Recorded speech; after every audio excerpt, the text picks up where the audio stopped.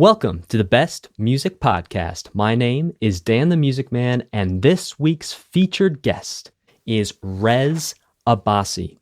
Voted number one Rising-Star Guitarist in the 2013 DownBeat Critics Poll and subsequently placed on the top 10 guitarists alongside luminaries Bill Frisell and Pat Metheny. Guitarist and composer Rez Abbasi is one of the most original voices on the current scene. Making New York home for the past 25 years, Abbasi is considered by many to be one of the foremost modern jazz guitar players the world over. He has performed and recorded with many jazz greats, including Grammy winner Ruth Brown, Peter Erskine, Kenny Werner, Barre Phillips, Tim Berne, Michael Formanek, Billy Hart, Gary Thomas, Dave Douglas, Rudresh Mahanthappa, Mike Clark, Tim Hagans, John Beasly, Ronu Majumdar, Kadri Gopalnath, Vishwa Mohan Bhatt, Vijay Iyer, Marilyn Crispell, Greg Osby, Howard Levy, and a host of others. The renowned jazz critic Bill Makowski says, Abbasi's unpredictable phrasing and accomplished writing are what sets him apart from hordes of other technically adept guitar players. His recordings and performances have garnered so much critical acclaim. I would be here for the next 5 minutes just reading you the list of publications and dates. So suffice it to say, check out Rez and his music at reztone.com. That's REZTONE.com. He's got a CD store on there. You can check out all his latest releases and going back all the way to the 2000s. Facebook.com/Rez Abbasi, REZABBASI. Twitter @Rez Abbasi, same spelling. Instagram, Reztone. Rez Abbasi, thank you so much for coming on. How you doing today? Thank you. You did your homework. That's for dang sure. It's a lot of pressure after hearing all that, you know. Well, wow. You've already lived up to it, so now it's just a roller coaster from here. Yeah, literally a roller coaster up and down. Yeah, no, I hear you. Well, I mean, I don't really rest on my laurels that much, you know, so it's when I hear all that in one go, it's sort of like, oh, really? Okay, wow, that's interesting, you know, but yeah, I think honestly, I'm going to skip my preliminary questions and just jump straight to it, because one of the first things I wanted to talk to you about is resting on your laurels, because you definitely do not do that. So, Rez, do you feel the need to invent a new music genre and completely break down barriers with every new project that you put your feet into? Well, that's a good question, and it's very adept that you saw that in terms of, you know, with all my projects, they're very different. I mean, I have a few bands, maybe 2 bands actually only, that have recorded multiple times, so those are more in the same ballpark. But it's not a protocol. There's no protocol to actually do something new every time, or a mental protocol, if you will. But it's just I get a little bored of routine. I get bored of the sameness of things, and especially in art, I think I mean, right now, because of the pandemic, there is quite a bit of sort of routine and sameness. So I'm trying to embrace that. But in art, I never was able to just embrace the sameness of things. When I know that there's a lot more potential we have, even just by playing guitar, I'm seeing all these new areas on the guitar, and I'm thinking, okay, well, I can rest on my laurels and just play the way I've always played, or I can sit down and practice a little bit more and get these new ideas into my playing. And that's sort of a nutshell of how I see, you know, all my projects and my recordings as well, so, you know, new compositions and whatnot. When you say seeing new things on the guitar, are you literally talking about envisioning new geometric patterns and new pathways on the fretboard, as one can start to do after practicing for a long time? Or are you talking more about sonically finding new places?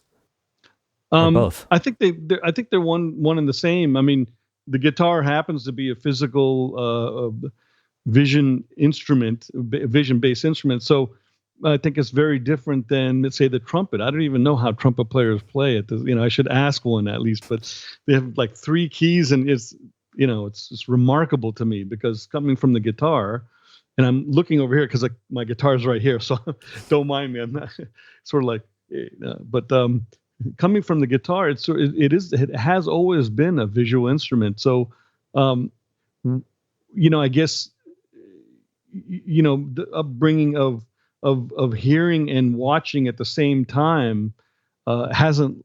I don't know if it's possible for it to leave me, at this point. So when I do come up with these new ideas, you're right. It's a very guitaristic kind of thing, and it's a very like new phrasing possibilities, new chordal possibilities, and then the sound comes to me sort of while I do that. It's not like I'm hearing something brand new. I mean, I don't know how that even works.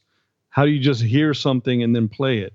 I mean, you're playing it and hearing it at the same time in a way. I mean, when you're soloing, that's one thing, but when you're practicing and you're trying to sort of set yourself up to come up with new ideas, well, it's a new idea. So how are you hearing it beforehand?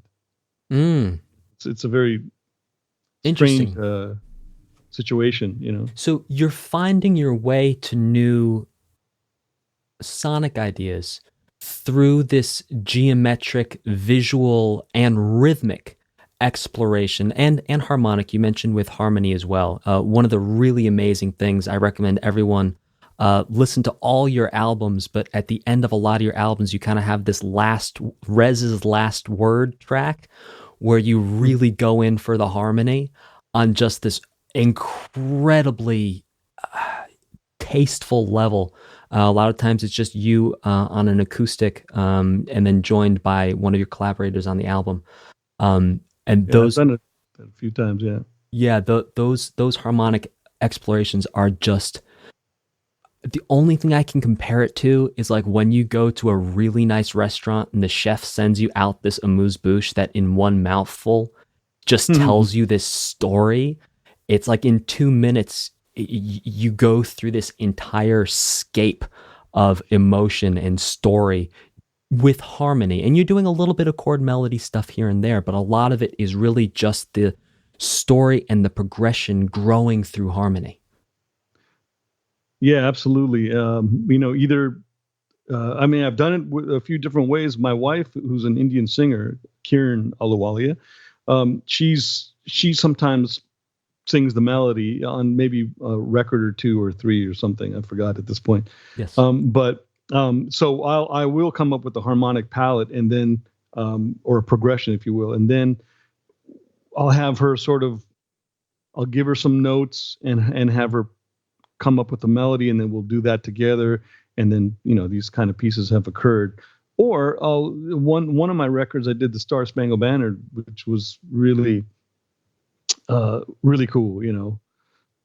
The banner, it is a banner piece, and it's just, I just picked up a guitar and I started playing it, and then the harmonies were just, coming out of me, and I formulated a track out of it.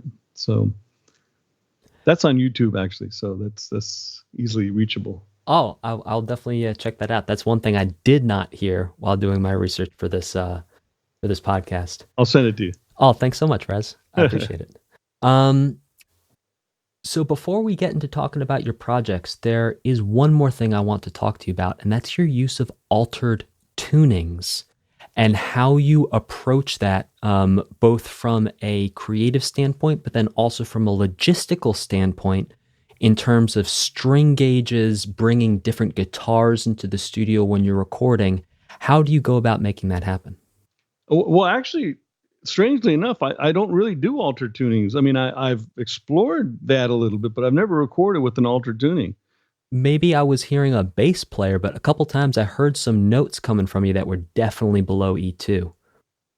Maybe a low D or a C Yeah. sharp, or, Yeah. that was one of the pieces that I did with my wife. Right. But I'm saying, like, when we think of alter tuning, we think about all six strings being, Okay. Maybe I should clarify and call it a drop tuning.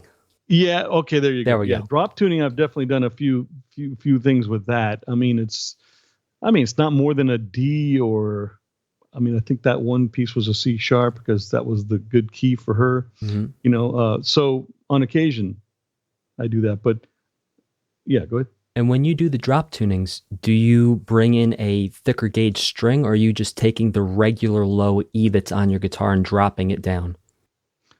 It's usually just a low E on the guitar. I also use the Star Spangled Banner. I used a baritone acoustic guitar, so that maybe is that whole thing is not drop tune. The whole thing is drop tune, right? But strings are still the same as a guitar. It starts on B or B flat instead of E. So absolutely cool, and that brings out all kinds of interesting feelings that you won't get on sort of a regular guitar.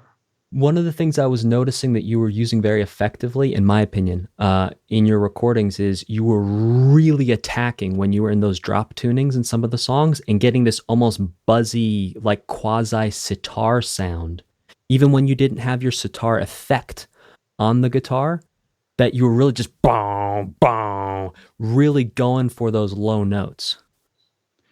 Yeah, that might have just been something in the heat of the moment. Cool.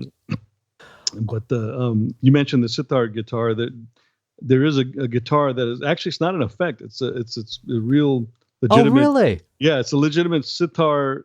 It's a legitimate electric sitar guitar.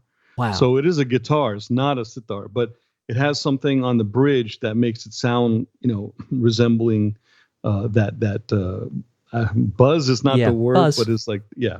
And I've only used that on a couple of things because it could be really, it could be, it can come out sounding cheesy. So you have to be careful on how you use it. And I usually use it on, we've heard it on ballads, of course, but I like to use it. I also like to really blow on it, like really solo and dig in. And that we haven't heard. And so that was my contribution to the electric sitar guitar. Amazing. Super cool. So speaking of electric sitar guitar, I'm fairly certain you use this on your 2007 release Bazaar. Is that correct? Bazaar, yeah. And the 2005 release called Snake Charmer. Yes, absolutely. Yeah, those two. And then I dropped it for probably 8 more recordings. I didn't use it. And just recently I used it on a film score, The Throw of Two Dice? A Throw of Dice. A Throw of Dice. Yeah. Yes. We can get to that later. Absolutely. So with Bazaar, I think one of the things that is immediately striking is the, on 2 levels, the rhythmic and harmonic variation. So the rhythmic and harmonic variation that happens both on sort of an individual instrument. So when you're playing the guitar, the rhythmic variations in your soloing, the sort of stop-start syncopation on many levels, solo style, and then also changing around, like we talked earlier about your use of harmony, but then also on a compositional level, the metric modulations are they're coming at you sort of faster than the speed of sound, and then also a lot of really interesting things harmonically. So I know that's a big question to answer, but maybe we could break that down first into the individual instrument and then talk about it in terms of the actual sort of arrangements and composition. Right. So wait, can you put that in one question? Yeah. So, like, I was kind of sure. A bunch of things there. Can you talk about soloing using this very unique way of approaching rhythm that you have? Yeah. Wow. Well, it's a lot of practice. I mean, I don't know if I really see it as unique as in terms of, like, foundationally unique. Like I'm not thinking, oh, this is unique. It's just coming out the way it comes out. And I think maybe to put that in easier terms, in direct terms, like I do practice sometimes in 5s and 7s. And yeah, okay. So that's what you're looking. Yeah, like technically I do practice sort of within 4/4 actually sometimes. Yes. Play five Yes. eighth notes. Yes. And sometimes then over a standard I do that too. So there's a harmonic progression going on. And because of that harmonic progression, there are downbeats, right? So you got to sort of know where the downbeats are, the end of the phrase and whatnot. So I do that. Okay. So, and then even taking it even easier. In fact, in a different way, I break up, like if there's eight eighth notes or 16 eighth notes, I'll break it up in divisions. And then accent off that. I mean, I used to do more of this a long time ago, but I should probably get back on it. But and then so it all fits in the 4/4 without a problem because it's just the same thing. But 3/2, 3/2, 2, sometimes 1, sometimes 2, and I'll try and break it up and I'll map out certain ideas like that and then structure my solo on that. So for a while I was doing that. So maybe you're hearing these various accents within the rhythm. But I'm not always doing like, 7/2 or, those kind of, I'm not always doing that kind of thing. It might come out, just naturally, but I'm not necessarily thinking that way. Yeah, the way it sounds is almost like an odd meter being played over 4/4. It's almost like if you're familiar with the song Dave's Gone Skiing by Toto and that sort of 15/16 little melody of I'll have to listen and I don't know. It's the result, I guess, of your practice with these odd meters and these odd divisions of time. Putting that into 4/4, it turns it into something that's hugely fascinating, at least for me, and I'm sure any other musician who goes and listens to that. The sort of implications of what it means to practice in odd time signatures, but sort of still live your life in kind of a 4/4 place. Not saying that's what you do artistically. Obviously, you have right. a plethora of different. Yeah, absolutely. Yeah, there are many bands. I mean, Meshuggah is a metal band. That's really noted for that. I mean, their rhythms are all in 4/4 basically, but it's so kind of over the, I don't know if syncopated or over the bar line that it doesn't sound completely like 4/4, but you can still do this head shaking thing. So that's a band. Also, I've been re-listening to King Crimson. Who's just, I don't have enough to say about them. I mean, fascinating, especially the stuff with Adrian Belew from the 80s, early 80s. Discipline, for instance, that record is just mind-boggling to me. And the stuff they pull off, I mean, not only musically, but compositionally, but technically too. I mean, they're guitar wizards, these guys, and Robert Fripp, Adrian Belew. And so, yeah, a band like that also has been doing that for years, sort of superimposing something on top of 4/4, which makes it sound like you said an odd meter, but it's not. Absolutely. And it's all about the accents. 100%. Can you talk a little bit about rhythm from a compositional perspective? Because a lot of your music on certain albums does a lot of really interesting metric modulations. And just wondering, when you go into the studio with this stuff, is this all mapped out and on charts for your collaborators to play?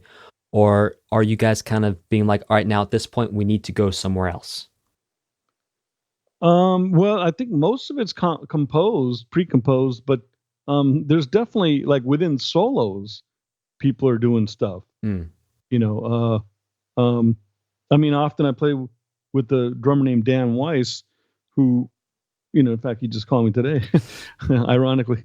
But he's on a number of records, and he does that. Like, he he likes to modulate within the framework of whatever there is there. If it's 4/4, if it's 7, whatever, he'll modulate it within that, and I can feel that accent, but I'm also grounded in the main time, which is, like I said, either 4/4 or whatever it is. And those are, like I was saying, it kind of feels like accents. They're accents with endless amount of different accents within 4/4, and phraseology within that, and I like to work off of that. But the metric modulation, yeah, there's a lot more I can do. Believe me, I'm a little lazy about it too.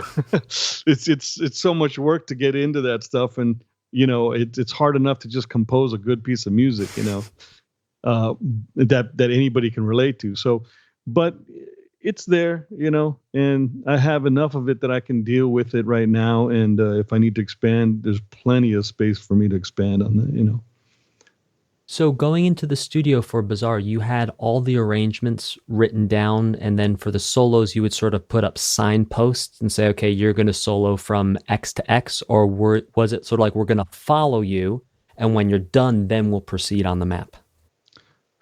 Wow, that's a really old record, so I don't know. Okay, well, I'll ask you that question about one of the newer ones. Yeah, I'm not 100% sure about, excuse me, the compositions on that record at this point. I'd really would have to listen back to them and say, oh yeah, this is what we did. But in general, the previous record, Snake Charmer and Bazaar, and then the rest of the stuff that came forward. I'm always aware of this variation of rhythms and melodic variations and harmonic variations. Variations like my middle name. I mean, I like to be able to take something and manipulate it and sort of juice it, milk it. So rhythm is not excluded from that factor. Speaking of juicing and milking certain ideas, and also taking an idea and putting it into variation, there's a theme that comes up across several of your albums over several songs of almost a power chord drone effect that you use at certain times. I'm thinking of the first song of Bazaar, ba-do-ga-do, ba, ba, ba.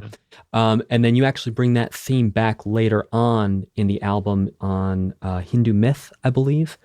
And then that same style shows up in a couple later albums as well. So I'm wondering if you can talk about that sort of power chord influence, or if that's more coming from a tampura drone influence that you're trying to sort of recreate that there.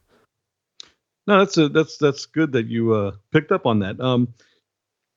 I think it comes from my rock background, honestly. Like, I don't really like the Indian thing has influenced me later on in life. Well, I mean, that was when I was 25. So, I mean, the Snake Charmer record I did when I was 20, something like that, 20, 25. So yeah, I mean, it influenced me then too, but it's oh no, sorry. So that Third Ear is another record that I did when I was 25, but so later on the Indian thing influenced me. But it's not like all encompassing. It doesn't take away from the fact that I was influenced by rock and roll. And something that, like these chords you're hearing, I'm pretty sure if I really figured it out, it would be Led Zeppelin or yeah, you name it. There's so many bands. Because there's something about the guitar that, with those power chords, the root and fifth, man. Absolutely. So beautiful. When you are playing, do you ever have a moment of like, let's take it rock? Even like now, like not even thinking to the past, like even now, do you have moments where you're like, can I take this rock? Or is that more sort of that East Coast, just teeth biting, teeth bare jazz energy that you've got going on? Well, that's interesting. I think it's both. I mean, like I don't really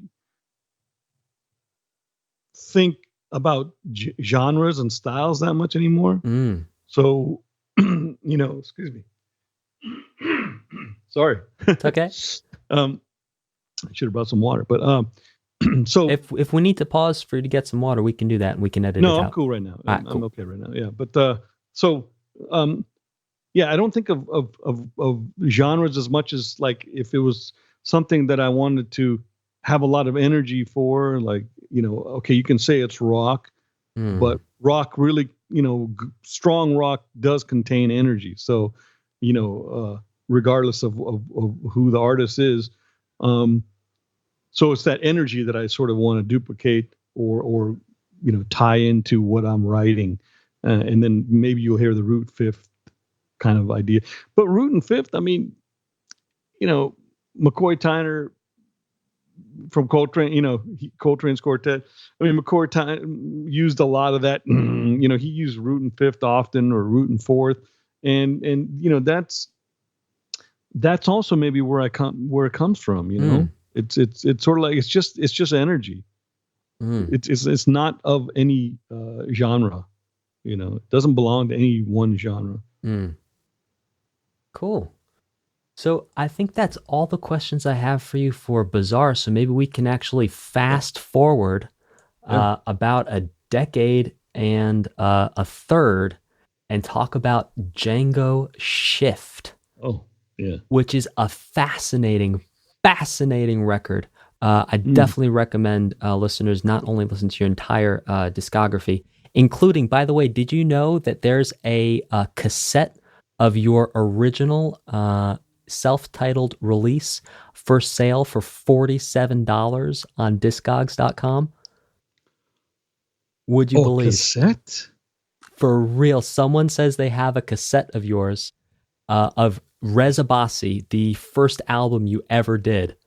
Right, Third Ear, I think. Well, I'm not sure. They have on Discogs, your first record was Rez Abbasi, second was Third Ear, but they could very well be wrong. Oh, okay. Yeah, no, it was Third Ear was actually two records combined. Oh. Back to back. I did them right back to back because the first half didn't get a label, so I figured I should finish the record first before I shop it. I mean, I was very naive back then. And it was a different situation back then, obviously. Oh yeah, absolutely. So with Django Shift, you trade in the electric guitar for an acoustic guitar. And you have a trio setup. One of the absolutely wild things to hear on this is not only your reimagining and rearranging of these classic Django tunes and, of course, tunes he was associated with, but also the keyboard player, Neil Alexander, just bringing some incredible sonic textures to the project. So what was it like before you went into the studio? Or let me ask you like this, before you went into the studio, did you have a conversation about this kind of stuff, or did you find these sounds when you were actually working? Yeah, no. Before we went to the studio, we had a couple of meetings, and I wanted very specific things. Originally it was going to be an organ trio, with him on organ, but the reason why I didn't stop there is because the arrangements, I started hearing like a wider palette. I mean, I love the organ. There's a lot of things you can do with it too, but Neil's also really adept at synths and electronics. So I wanted to take advantage of that. So this is what we did. We went in there and said, for this tune, I'm hearing this and not so much that and this and that. So we tweaked a lot of stuff, and it ended up, coming out the way it came out. I mean, the sounds, it's some of it's more synthetic than other sounds, and that's what we sort of wanted a different color for every tune. And this project, Django Shift, how long did it take you to write the music for it? Well, the thing is, it is Django Reinhardt's write the arrangements. Music. I should rephrase that. Excuse me. No, it's okay. Yeah, I mean, it's Django Reinhardt's music. Well, I mean, initially when I started the project, I mean, this is where streaming comes in handy. I'm not a big streaming guy, advocate, but it is handy when you're really doing some studying. So I just streamed a bunch of Django's music and tons of records, hundreds of titles, and I sort of just went for what hit me first as a listener, not as a theorist or a composer or anything like that, or an instrumentalist, but as a listener, like what struck me. And then I narrowed the list down, and after that, I thought, okay, then I'll put on my hat, my arranging hat and my composing hat. Which one does sound like I can actually do something with and personalize, rather than sort of imitate? And the list narrowed down a little bit more. I mean, I could easily do another record, obviously, or two of this stuff, but because there are plenty of compositions. But I kept narrowing it down in a strategic way, just to get to the place that we have these 8 or 9 tunes on the record. And there are 2 tunes that are not Django Reinhardt's tunes, but they're affiliated with him, his own playing, his own interpretation. And and that's the way it is. And a couple of the tunes I heard fretless guitar on, and that's what I did. I used fretless guitar on a couple, and then the rest were my steel string guitar. And how long was that process? So from the time you say, I want to do a Django project, to the time you finish your last arrangement, how long did that process take you? I don't totally know, but with me, I have 2 sides of me. If I don't have something up and coming or a vision of something, I can become very laxed. Like I can just play a little bit here and there and put the guitar away and do business and all the other things, clean the house, all the things that. But when I have something like a project and I see the light at the end of the tunnel, I sit down and just. So I probably went for it for like a straight month, and that's it, and I just all the time, unless I was on the road and stuff like that, then I have to go do that and then I come back. But generally I would say about a month. And how long did it take to track the record? Well, we did it in 2 days, and it usually I used to do records in one day, like one full 10-hour day. But I found that by the time you get sounds on each instrument, it becomes really, it becomes difficult to sort of go the last 3 hours of the session, because you've been already there for, 7 hours or whatever. So I've given the liberty to myself, excuse me, and to the musicians, that the first day we'll go in there and track whatever we want, and the pressure will be off. And then the second day, we'll do second versions or third versions or fourth versions if we have to, of whatever tune we. And then of course after the first night, I have the liberty to come home and listen to what I feel like worked and didn't work. That's a little hard, actually. That's a little difficult because you're in the studio all day, and then the last thing you want is that pressure of like, oh man, I got to listen to this whole thing now, and sort of microscopically listen to my own playing, which is really hard, man. Something I haven't gotten over. Well, easy for the rest of us to do, Rez. Yeah. So when you're recording, just so the listeners understand why you'd be doing a second, third, and fourth version, you guys are all recording at the same time, as opposed to going in one at a time. So if instead of, for a listener to imagine, if you have one person recording one instrument for 3 minutes straight, if that person makes one mistake, then you can go back and fix it. But what you're doing now is you have 3 people, 4 people, 5 people, however many it is, playing. In this case, it's 3. It's a trio. You have 3 people all playing at the exact same time for 3 to 5 minutes straight, and you're hoping not one of them makes a mistake that's going to be a problem. So mistakes are going to happen, right? Right.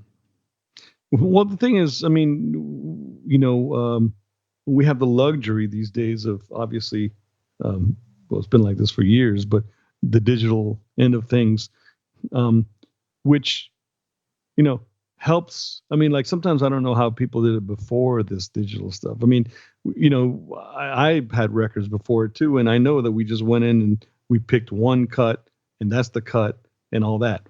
But now the beautiful thing is that, you know, you can really allow mistakes to happen and make sure people go for it. Like your band, just do it, man. Go for it. Do whatever you want.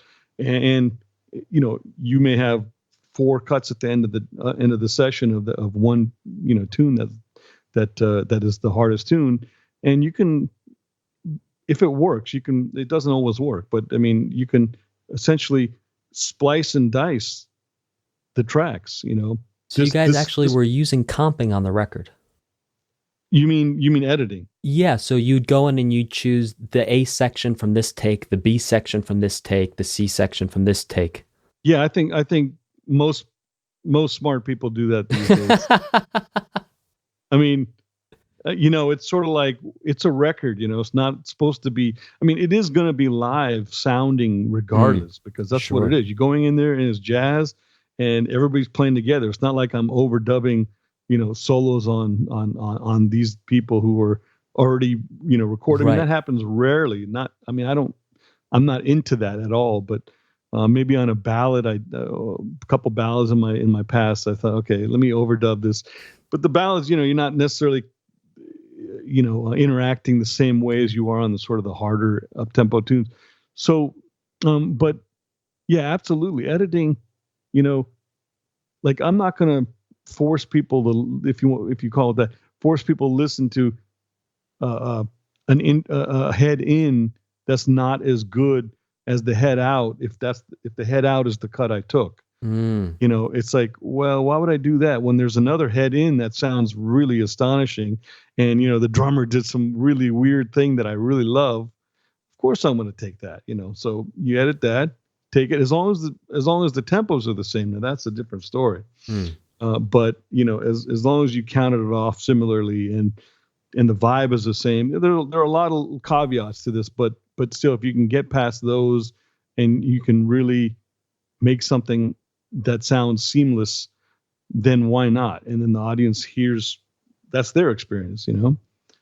And what an amazing experience it is too. Your records are fantastic, and it literally has been a joy doing my homework for this interview, listening to your discography. Thank it's been great. Yeah, no, I appreciate it. That it's always nice to know the music is moving some people. For sure. Absolutely. So where did you guys track the record? It was in Queens. Awesome. A Samurai Sound, I think it's but Systems 2 is my go-to engineers.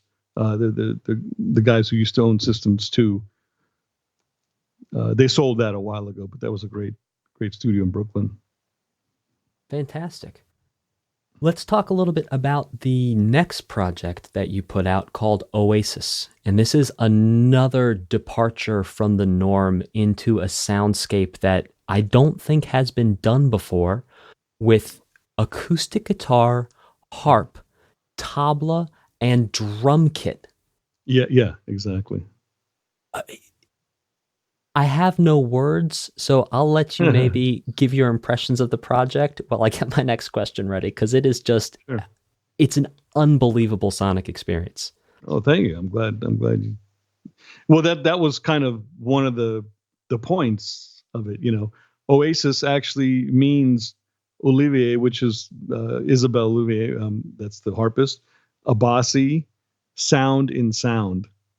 You know, I came up with that, but we were looking for a name, and I was like, okay, how do I describe this band? And that was exactly it. It's sort of like the harp is a stringed plucked instrument, and the guitar is also. And you know, other than just theoretically or on paper, I mean, there is a very coloristic thing that comes with these two instruments combined. You know, on paper it sounds great, but I mean, when you hear it, it's like, oh wow, that's.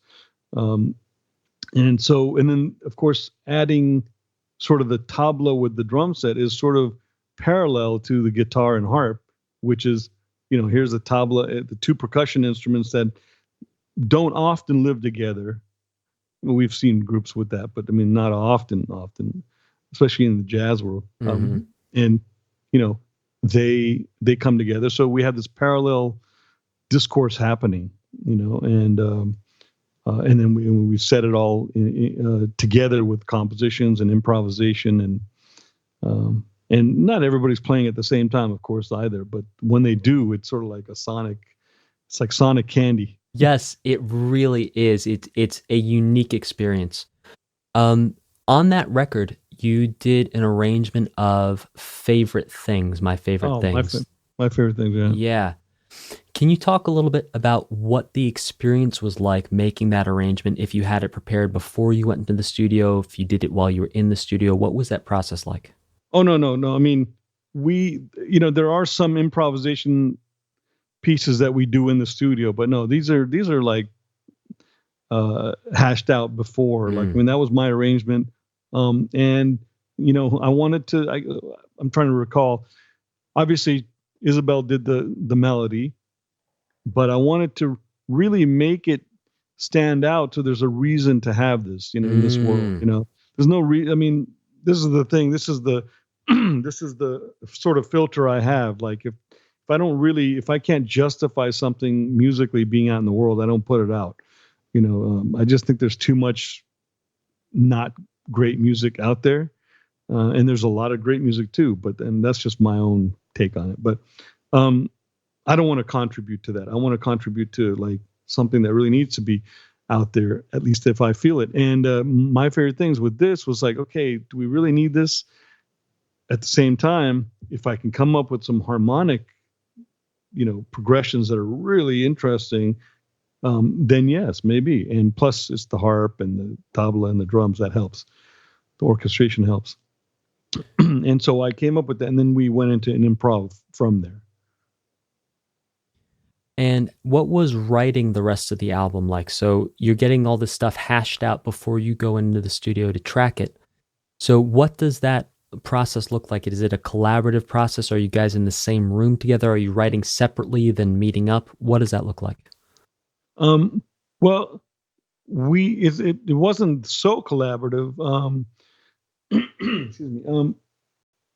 But I had written, I think I wrote like three pieces plus the arrangement for this project, and she also wrote like 3 or 4 pieces. And that, it's hard to, well, we're in different, areas. She's in France and Chicago, and I'm in New York. So it's hard to really like sit and write if you're not in the same place. But even so, I mean, I'm the kind of person who likes to write in my own sort of solitude for a while at least, and then give it to the person and see how they interpret it, and leave that side of it open. So it's and the interpretation often comes within the improvisation. It doesn't come in rewriting the composition. Sometimes I have in the past, like I'll write the A section and then let the person write the B section. But I think we sort of had a studio date in mind, and in France we were going to record and do some gigs. We kind of wanted it to be etched out, and here it is, and let's work this music. And and we'll do another one. This is just a start, Oh, I'm so excited for that. That's going to be so cool. Yeah. I mean, this was we got a grant to do this. We received a grant. And so, that helped sort of escalate our, our feelings to make it happen. It influenced the process for sure. Absolutely. So let's move on to another super interesting project you did called A Throw of Dice, which was a silent film based on part of the Mahabharata, which is a story of this long Indian war that happened thousands of years. It's a mythical tale, from what I understand. So you're playing with a band over a silent film. How on earth does that work? Do you have timing spots you need to hit? Are you playing to a click that's synced up to the movie? What does the technology look like that enables you to execute this? Well, that's interesting you say that, because that was one of the the hard parts. Is we didn't play to a click track. I mean, it's these are all. I could have probably done it a little easier, but I didn't. I mean, I wrote this sort of semi-through composed score, which, meaning that there's a lot of new music constantly, rolling out. And, the tempos came from the actors and the characters and themselves. For instance, if we were starting a new scene, let's say, I mean, I usually started the scene, well, pretty often, but everybody had the responsibility for that once in a while. But let's say one of the actors, like I remember one scene that the actress, she looked up and her blinking eyes, those were the eighth notes. So I really had to capture those eighth notes. Now, if I didn't, it was very obvious, like, because we would be in a totally different area. We would be like, 6, 7, 8 bars off if whatever, by the end of that scene. And then we would be sort of getting into other scenes with the same music, and it just didn't work. So, the tempos were pretty, important. For And sure. they were very physical. Absolutely. And what was the practice like to get that ready? Like, how many times did you guys as a band go through with the movie before the actual performance? Yeah, you're asking good questions, because you're so right. I mean, we practiced a lot. Yeah. We had like, 5, I don't even remember, but like 6-hour practice. I mean, it was really legit. Like, because everybody knew that if we don't really set this in stone and practice, that film was just, we were doing it for a couple of big places. We knew that this music is just not going to land in the right spots. And the way I wrote it was pretty direct. It was like, if, I mean, it wasn't like if someone was angry, I would go into this rage and on the guitar, but there were a lot of emotions. If it was sad, you're not going to necessarily do something that sounds happy, and if stuff sort of rolled into each other like that, it wouldn't have worked. So on the day of, I think you guys performed this for the New York Guitar Festival. Am I correct? Yeah. So let's talk about the day of that performance. So you're going through the whole show. Now, are you guys rehearsed to the point? Obviously, you're all professional musicians.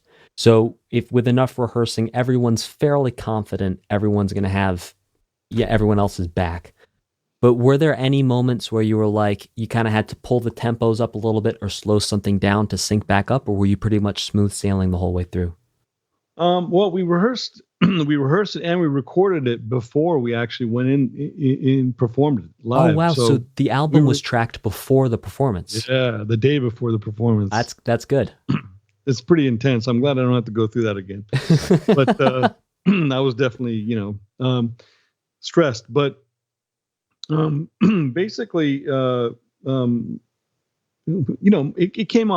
comes off well every time with some small hitches, and you learn on the fly, when someone's off, most of us know, okay, X person is off, and we're going to have to make up for that. So everybody knows the score pretty well by now. That's pretty essential. That's fascinating. And just to let the listeners at home know, you can go grab the album, A Throw of Dice, by Rez Abbasi at reztone.com in the CD store. A little plug there. Rez, do you have any upcoming projects you can tell us about, or is everything very hush-hush? Oh, no, there's never anything hush-hush. It's, well, because of the pandemic situation, there's not like, I mean, during this pandemic, the Django Shift record came out. So that was sort of like, it kept me afloat in terms of thinking that I'm actually doing something, like a review would come in. I was like, oh, I'm still actually, a musician here. So, in that sense, sure. But, I don't know. I mean, Django Shift was my 15th record. So I don't know exactly what, it's one of those things like, what do I want to do? And I'm waiting for this thing to come to me instead of like feeling like I have to release something. Especially when there's so many jazz clubs and clubs of all sorts closing. The motivation level is a little weird right now. It's like you said earlier, it's like a roller coaster. I can motivate myself to practice, but to come up with sort of a new project, that's for a while it was going to be solo guitar, but that's obvious because everybody's solo at this point. And I have a bunch of guitars that are really interesting, and so that might come about. And I have some recording equipment, so it might come about. But in terms of doing another band thing, I don't know. I'm just going to write for the sake of writing. That's what I'm doing right now, not for the sake of a project of any sort.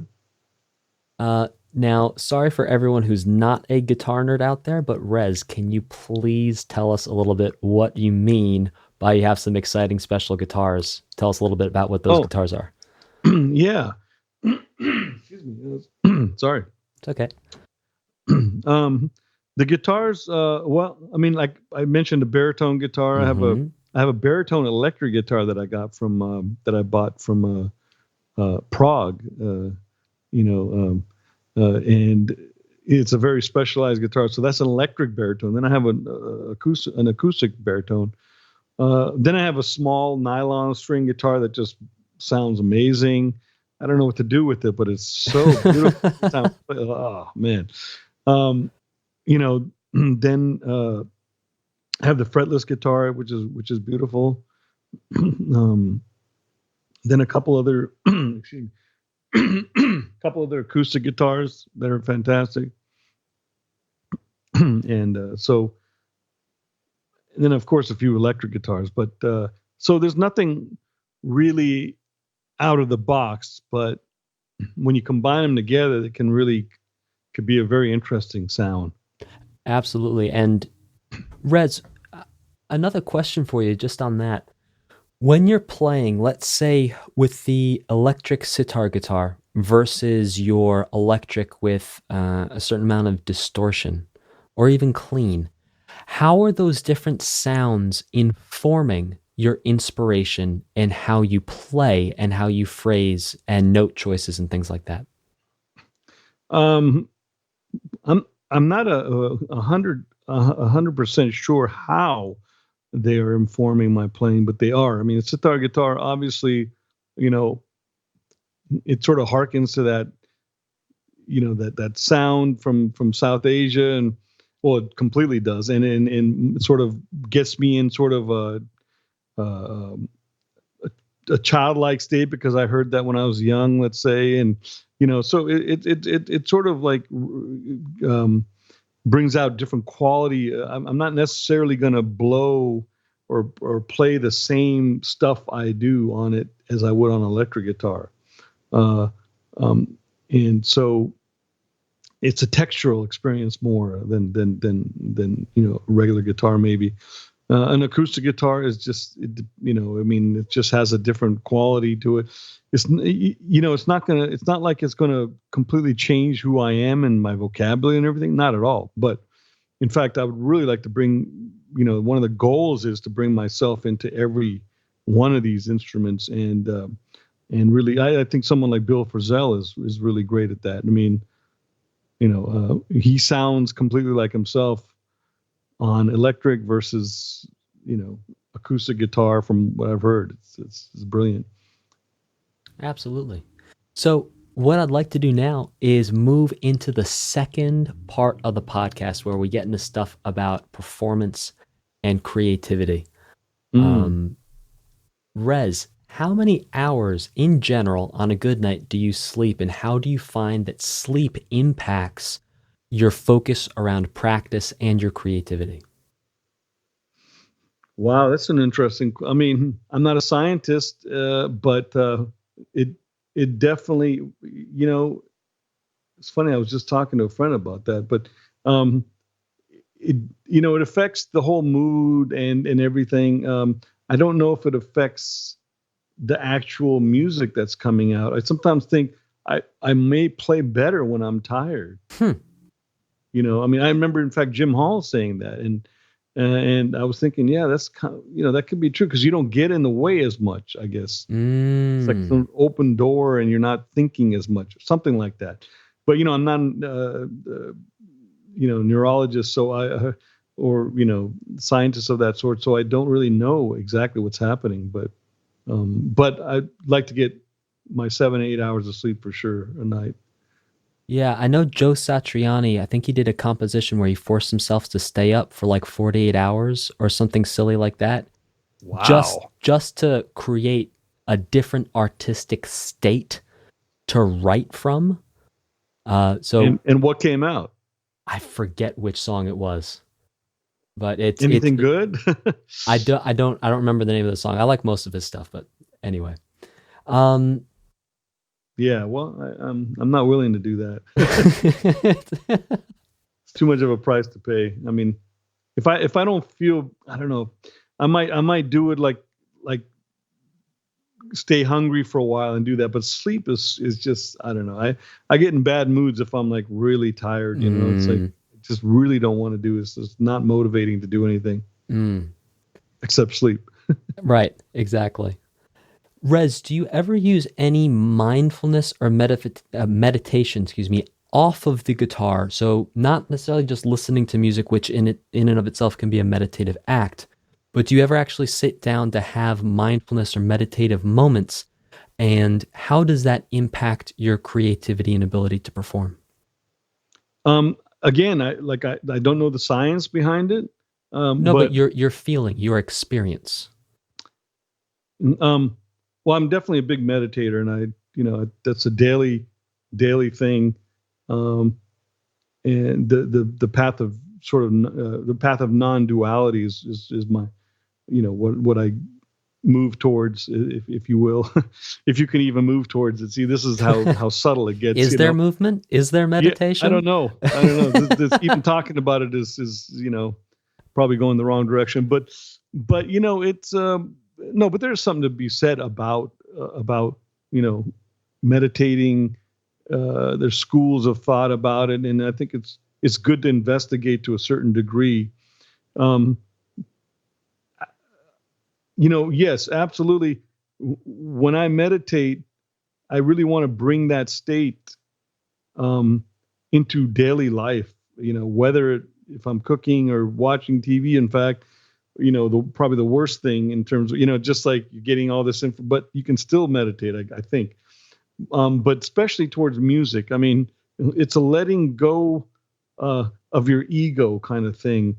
And it's a matter of like watching what's coming out rather than sort of controlling what's coming out. And that's sort of a bit of a metaphor for life. People are so into changing things all the time that they forget the acceptance of things as they are. So I'm definitely, I mean, that doesn't mean you don't go out and do things for people. I mean, compassion is a big part of this path. But in terms of my musical stuff, I really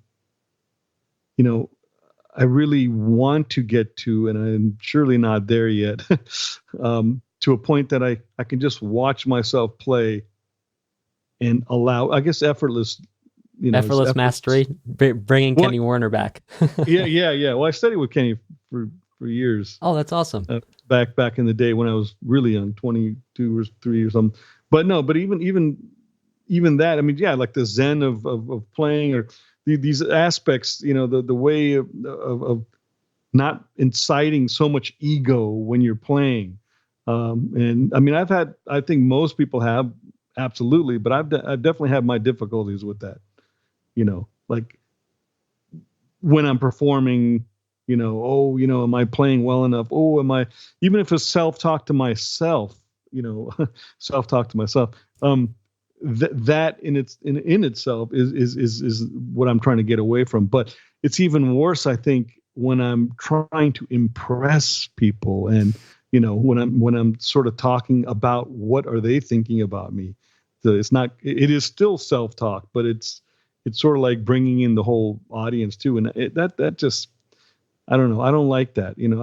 I always tell myself I'd rather play poorly and be in the right space than play great and put all this effort and all this ego and thought into like, what do people think? Oh, look at that. Oh, did you see that? And it's very easy to do that in jazz, For sure. And I think it's important to clarify for beginner musicians out there that to reach the place that you're talking about of being able to watch yourself play, putting the meditation aside, that is years and years of practice to get to the point where you can kind of almost half of your brain checks out, and then you're just sort of in this sort of half state of creativity. And that's like, guys, go practice your scales for like 5 years, and then we'll talk about starting to look at this. Yeah, absolutely. I mean, it's not, you may not do this when you're, 20 years old or something like that. I mean, although you can have,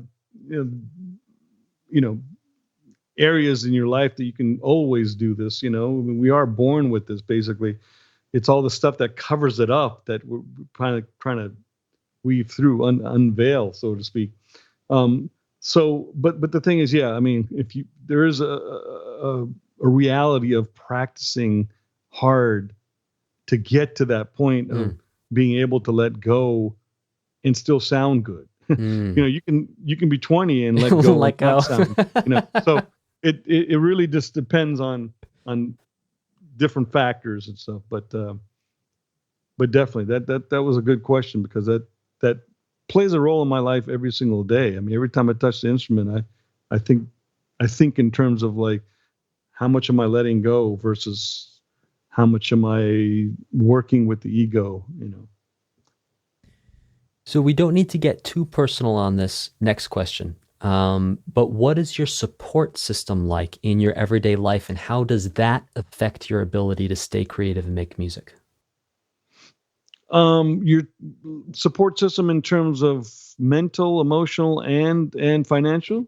Well, probably more mental and emotional, in terms of what is the space like with the people who are important in your life, and then how do they know to not get in the way or not throw sort of a wrench into the cogs? Like if you're working on a project, like, do people in your life know that, all right, we're going to be nice to Rez for the next month because we know he's really sweating it out in the woodshed?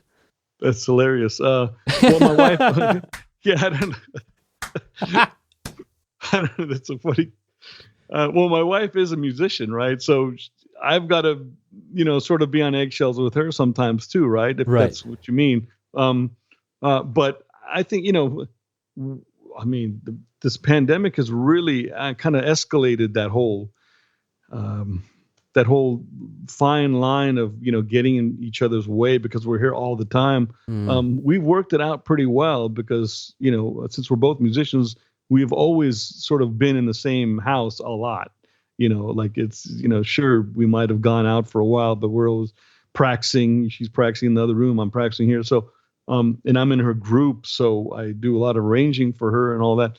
So, generally, I mean, the silver lining of being married to another artist is that they understand that, it's going to take a lot of practice and solitude for you as an artist to develop. So, we've been able to work it out that, if I practice 3 hours a day, it's not a problem. I'm just sitting here practicing, I close the door and if she needs something, she'll knock. And so it's pretty simplistic. Now, that doesn't change when I'm like sort of working on a project, because it's the same thing. 3 hours is 3 hours. It doesn't matter what you're doing with it. So, there's no protocol of any sort that we do for each other when we're in the heat of the moment with the project. And because we already have that foundation. For sure. I'm sorry. Support. Sometimes with these Skype calls, I think you're done talking, and then because of latency, you're not. So I apologize for interrupting you. No. Believe me, it's no problem. So do you feel like you might have a good read on how to approach having that conversation for the first time? Let's say there's someone who's playing the guitar and they have a girlfriend or a boyfriend, or let's just say significant other, and the amount of time that is needed for practice has been a point of contention. Do you have any tips for that conversation? Well, I mean, I've been there several times. I mean, it's not like every girlfriend I've ever had was a musician. You know, I mean, yeah.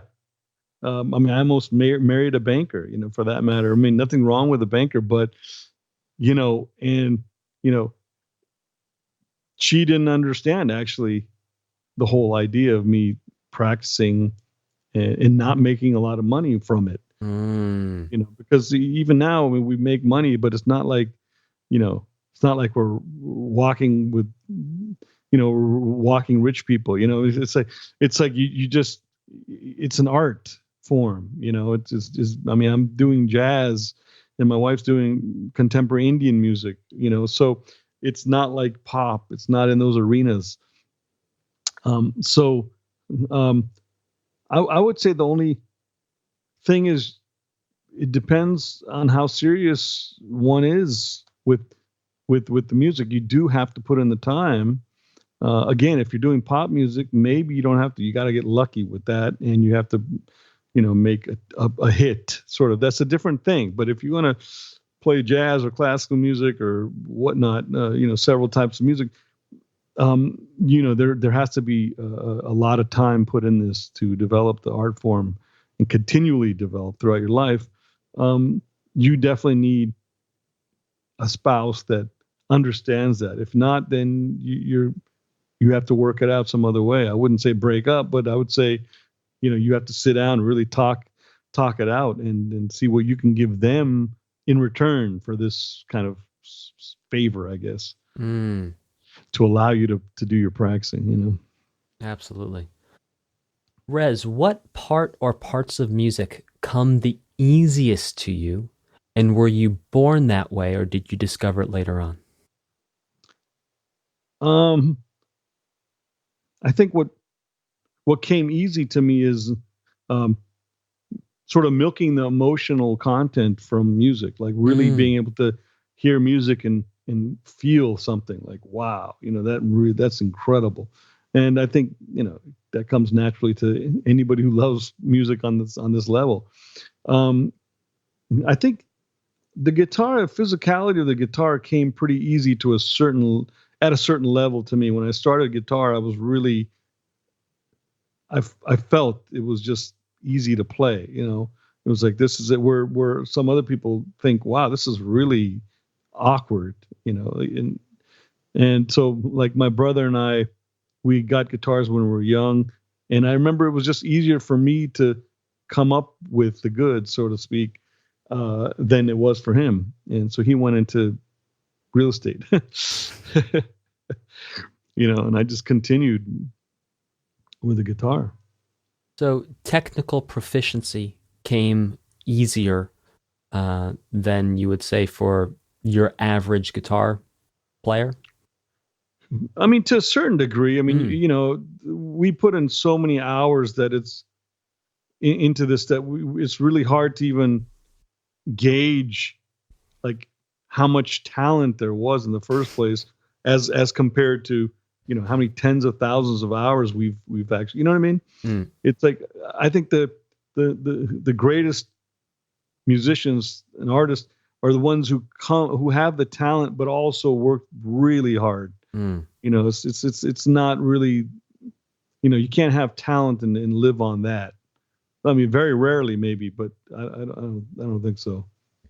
I mean, even someone like Edward Van Halen, you know, I mean, since he passed away, I've been really checking out his just videos on YouTube come up all the time, and I listened to, and he was, you know, I was really into his stuff when I was early on in life, 16, 15. But, you know, here's a guy who's got so much talent, but man, you see how much work he did. Like the stories he tells is, wow, no wonder why ended up being Eddie Van Halen, because it's not just because he came out of the womb with the guitar in his hand, or in fact, he played drums first, but you know, it's because of that, and he lived the stuff. literally, Which part of music has been the most work for you? And I understand music is infinite, so we can always say, well, every part of music, but what's one particular thing that really gave you a hard time when you were trying to master it, that you really had to put the extra hours in on? Just learning the neck of the guitar. Hmm. I mean, it's a matrix, as you know, and just to be responsive in the millisecond that you need to be responsive in, there's no thinking really hardly that can go on. So, and I'm still working on that, with certain things. If I learn a new idea or something, you just have to keep repeating it and milk it and make variations on it so you have a larger vocabulary. So yeah, that was definitely one of the big things. When I write music, compose music, it can also sometimes be frustrating. It's, I love some of the things I've done, but I also become more choosy as I get older too. Like I become pickier with music. So something that I loved, 20 years ago, 15 years ago is not going to have the same sort of credence or the same effect that it does now. And then I'm like, I just scrap it. So that can get frustrating when you're doing that many times. It's like, oh man. So that's part of that idea of continually growing and evolving and. And for people who are not familiar with what learning the neck really entails, the guitar has 6 strings, one of which the note names would repeat 2 octaves higher. But essentially, when we think about the piano, for example, we have a very clear pattern of white and black keys that repeats. Right. So it's arguably easier to learn the names of the notes on a piano. On the guitar, while it still follows the same 12 notes of music, each string starts at a different place. And to top it all off, the pattern with which the strings are distributed are actually different throughout the neck. So you have some strings that are a fourth apart and some strings that are a third apart. And so geometrically, it turns into a little bit of a soup, trying to memorize the name of every note on every string. And that's what Rez was talking about. Oh, goodness, here we go. All right, let's do it. So, for instance, Rez, can you maybe move your microphone to the side a little bit so we can see your hands? By the way, for listeners who are on audio, Rez is holding a beautiful guitar, and he's going to play it for us. See it all, but no, I'm just going to say, like, for instance, wait, is this there you go. Or? Yep, perfect. Yeah. So if you want to basically play an A major scale on the guitar, on the piano, basically you would do this, play it in one way. That's it. And then you can take that and move it everywhere on the piano, like the same exact. With the guitar, you have. So the first time he played it, he started it with his middle finger. Now he's starting the same scale with his pinky and playing the same notes. Right. I can't even see my screen, but yeah. So I'm playing the scale with the pinky. Then I'm playing with a second finger or middle finger. Yeah. Set of fingerings. Then with the first. Now with his index. And basically, that means there's 3 ways of playing the same notes. And then that multiplies on different string sets. So, and, oh, yeah. Just thinking about it, it's like, oh my God, how many hours does it take just to get to that, just to get past that, So, I mean, the piano has its own, difficulties. Obviously, I'm not trying to compare, but this just shows you what the differences are right away, immediately. Absolutely. And when it comes time to practice, what times of day do you prefer to practice at?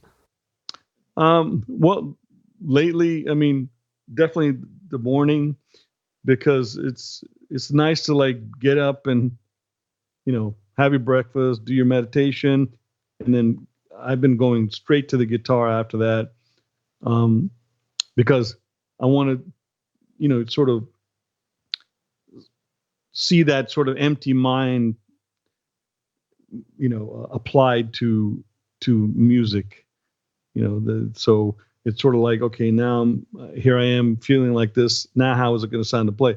Now, if I played later on in the afternoon, I've already sort of done all these other things, and I've gotten phone calls and all this other stuff. So then that sort of carries on into the playing also, which is okay. But my sort of goal, if you will, is to play as empty as possible. So is the goal then to practice as empty as possible in the morning, and then remember that feeling, remember that sensation, and then when you're actually playing a gig at night, replicate it there? Yeah, like I said, it's an ongoing process. It's a work in progress, because it's not easy. I mean, it's all our minds. I know mine certainly it just goes all over the place. Audience members looking at me as a guitar player sitting down there, an old student. It's like all that junk just influences me, and it influences most people. And it's a battle in a way to get to the next level, to the point that you can actually just play as if you're playing on the couch, like when you're playing in front of an audience. Now, of course, you want the audience energy. I'm not saying like you're trying to get rid of audiences or anything like that, but you just don't want your thoughts to go out there, and if they do, just watch them go by. Don't engage in the thoughts. And this is the practice for me, basically. And I like doing it in the morning because it's the closest to the meditation. I guess the reason why I asked that question, Rez, is it seems to me that if you're playing a gig starting at 10 p.m., you're not only going to have phone calls, you're going to have interactions with a bunch of people. I mean, it's not like you're shutting yourself in a safe from the time you wake up, with the metaphor of the hermit in the cave. Like you're not sequestering yourself and then going to the gig with like horse blinders on and earplugs. Like you have to live your life to get to that point. So when you get to the gig, is there a moment of like, I'm just going to take a second and maybe if there's a bar, sit at the bar and just breathe and do some breathing? Or do you just kind of go in and you're flowing and you play? Yeah, usually I it's hard to grab a second alone. That's the thing. I mean, I might go outside and, I mean, also nervousness, anxiety, that all comes into play. I mean, it's not only about just, thoughts and all that. It's about, the reality of maybe not playing great that night. That happens, right? I mean, we're not machines. Like sometimes my technique will be off. And so that kind of stuff does make you nervous as well. And I think most people go through that. There's no doubt. Or who's going to be in the audience, you don't know. Somebody might just walk in and it's like, oh boy, and so and everybody goes through that. So it's just a matter of trying to train your mind to not have to sort of take in silence only before you can go out and do that. I mean, like I want to be that all the time, if I can, like I don't want to have to run out of the club and take my breath and meditate for half an hour in order to, go play. It should just, that's why I do it in the morning, at home. So I can keep bringing it, keep working it, keep, everything reminds me of that. And when you are practicing your guitar, on a good day, how many hours do you practice? I mean, it probably about 3.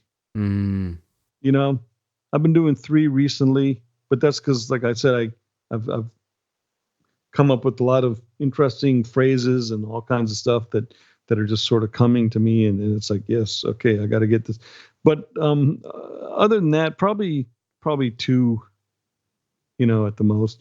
And when I say practice, I'm just constantly playing. I'm not like sitting down looking at something. I'm just constantly, not necessarily 2 hours in a row, but when I am sitting down for an hour, let's say, it's just either with the metronome or just, there's no like hanging.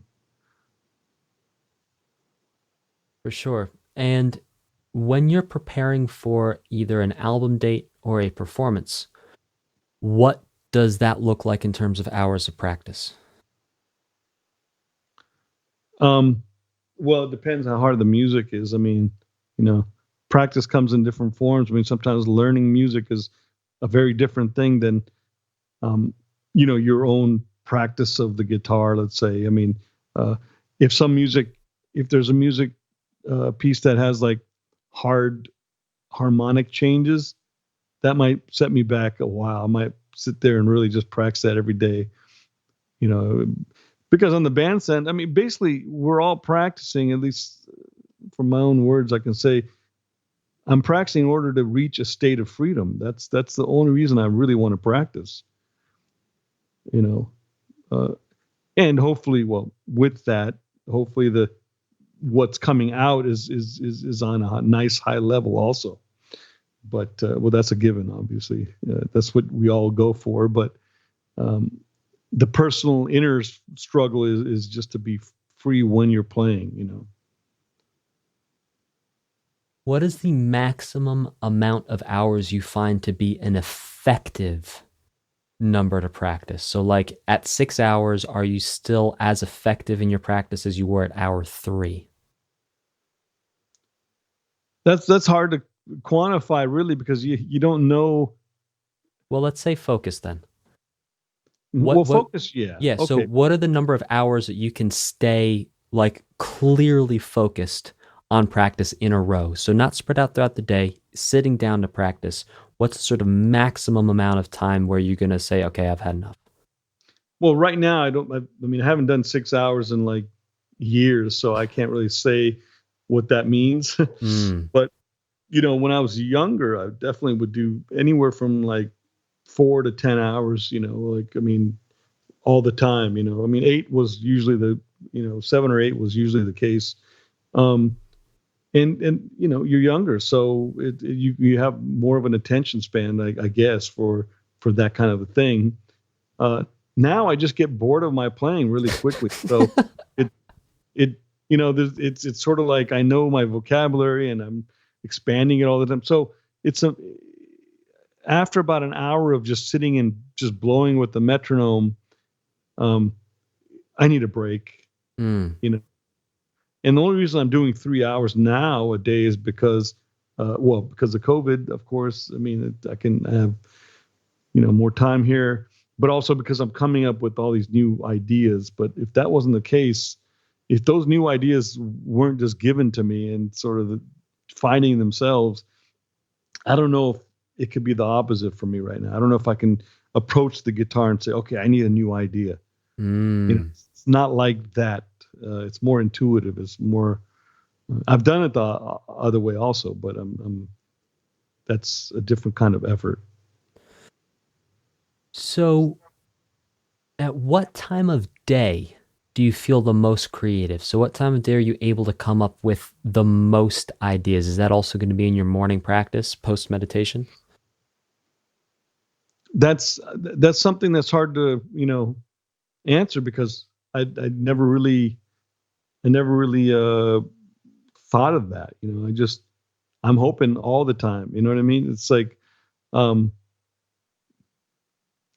sometimes I come up with the goods right when I touch my guitar in the morning, and sometimes, something, it really just depends. I haven't calculated as such, like when, what time. But the motivation is to come up with that stuff, something creative all the time. Something new, something worthwhile. Yeah, something musical. Yeah. Yeah, definitely. Rez, have you ever practiced or played so much that you get to a point of burnout where you don't feel like playing? Oh, yeah, sure. I mean, absolutely. It happens all the time. I take, as you get older, I mean, like, for me, sometimes, like I said, I do get tired of my own playing. So the more I'm doing it, the more burnt out I get. And usually once or twice a week I stop playing the guitar. There's a couple days that I just don't want to play. It's hard sometimes. I feel like jumping on it, but then I feel like that's a reaction, and that's not necessarily going to motivate any creativity. That's a physical thing I feel like doing. But and also I like to hold back, restrain my desires somewhat, if you will. So when I do get on there, it's like, it just explodes with creativity. And sometimes I don't want to actually play when I feel like it. So you actually have sort of forced rest days where you say, listen, I'm not going to play on this day. Even if I want to play, I'm not going to play. And that's in the interest of maintaining high output creativity over the long term.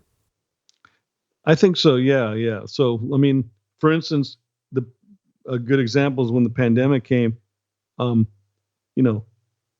5, 6 months, I was just kind of emoting on the guitar. I wasn't practicing. I didn't feel like practicing anything because there was nothing, sort of, the light at the end of the tunnel was dimmed. And I was like, okay, wow, what am I doing this for? All these questions, somewhat existential, but still, and so I would just play for an hour and that's it. It was like maybe an hour, hour and a half at the most. And I was just burnt out. I was like, okay. But then, after that, like just recently in the last month and a half or so, I've just had this sort of inner motivation to just get better at playing. And I think that comes because I sort of gave up that idea for 4, 5, 6 months prior. There was no reason for progress at that time. Now I feel like I need to progress. I have no idea why, but this is the way my mind works. And I'm sure most people's do, but I can only speak for myself. This is how I feel. It's sort of a call and response kind of effect. It's like, things are dim for a while and then they light up heavy. And that's when some great stuff comes out. Now, if they're always sort of in the middle, you may not get to that next level, So I like this idea, these polls, if you will, and going back and forth from them, Yeah, it's really fascinating to hear about creative cycles and to talk about creative cycles, because it seems to be a fairly common denominator among a lot of creatives in a lot of different fields, that you can have moments or bursts or periods where it's like a flow. It's like you're just the vessel for the music to pass through, and you're just getting it out. And then all of a sudden it's done what it needs to do. And then you're kind of looking around going, does someone have a sandwich for me? Like, what am I doing next? Yeah, totally. I mean, yeah, I don't want to burn myself out. Yeah. I mean, I don't want to think of myself as a professional musician. You know what I mean? It's a weird concept to not think of myself as that, but at the same time, I don't want to, because then I feel like, that business end sort of comes in, and with that comes in the idea that you need to do something, you need to practice, you need, that served me for a while, but I don't know if it serves me as well anymore. So for a while, it served you to think and be motivated to practice and create by thinking about the business end of things and about thinking of yourself as a professional musician. And then whatever you were constructing in what you felt a professional musician looked like, then you were holding yourself to live up to that image. Yeah, definitely. But also in terms of playing wise, it's a little more subtle than just the business. It's the need to sound professional. What does that even mean, Rez? What did that mean to you at the time? Well, it meant, I guess, to be polished. To be a polished musician, polished guitar. I feel like I've passed that now, and in a way, I need to sort of leave that behind in order to get to another creative level. it's just a mental game. It's Yeah. a frame of mind. It's a paradigm shift, if you will. Yes. Just to be able to like say, no, I'm not a professional guitarist. Let me just grab the guitar and play it and let it say something to me. You know, instead of me approaching it in that manner, you know, in the other manner, you know. And it's something like Thelonious Monk. I feel like he had more of that in him than most people do. He had something for sure. Because he sort of had this connection to his inner self that was just, and most people didn't think of it sounding as professional at the time, you know, back in the 40s, 50s, you know, the early 50s. Wow, you know, Monk, who is this guy? He's sounding so weird. He doesn't sound like himself. I mean, he doesn't sound like what the status quo was supposed to be. And people were turned off by that. But man, that was it. That was the sound, you know? And of course, we still play Blue Monk and Straight No Chaser at like every jazz open mic the world over. Yeah, exactly. And then he's composed amazing stuff, and he played incredibly, and it's you know. But those are the kind of risks, I guess, you take, you know, by not calling yourself professional, or not putting these titles on, you know, basically, you know, being free to be, you know.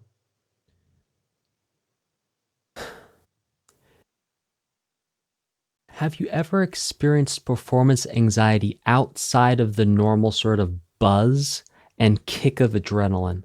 Like, have you ever had, like, back in the day when you were first starting it, did you ever get like sweaty palms or vomiting or blackouts or anything like that? No, not necessarily. I mean, I definitely have, you know, stage fright and all this, and sometimes it's worse than other times. It depends on where it's at, who I'm playing with, who's in the audience. Yeah, there are all kinds of, you know, minutia in that whole stratosphere of, like, you know, performing. But outside of performance, not so much. I mean, sometimes socially, of course, we all have that too, going to parties and, you know, all that normal stuff. But the performance is really what triggers any sort of that kind of thing, you know. I mean, the most calm I am is when I'm sitting at home and just playing the guitar and doing, you know, not practicing towards anything, just being able to play. It's really, you know, that's the calmness that I strive for in everyday life. And have you seen a change in the intensity or nature of this stage fright over the course of your career doing many, many performances? Yes and no, because, you know, it's I think I know how to handle it better, but the stuff still comes, you know what I mean? It's like thoughts. I mean, they make you believe that something's wrong maybe at certain times, but you don't give in to them, but you allow them to just pass, you know. That's the kind of thing I do with stage fright too. It's like, okay, here it is. I'm nervous as hell. Why? You know, okay, I'm going to allow this to happen. I'm not going to fight it. I'm not going to resist. These kinds of things. Amazing. So, Rez, I have no more questions for you. Is there anything else you would like to add? Any last words for us? Well, just, I mean, stay safe and sane, and let's hope for the best coming out of this. I mean, hopefully if someone's watching this in years from now, you know, they aren't dealing with any of this pandemic crap, you know? Absolutely. That's the main thing. But well, ladies and gentlemen, Rez Abbasi.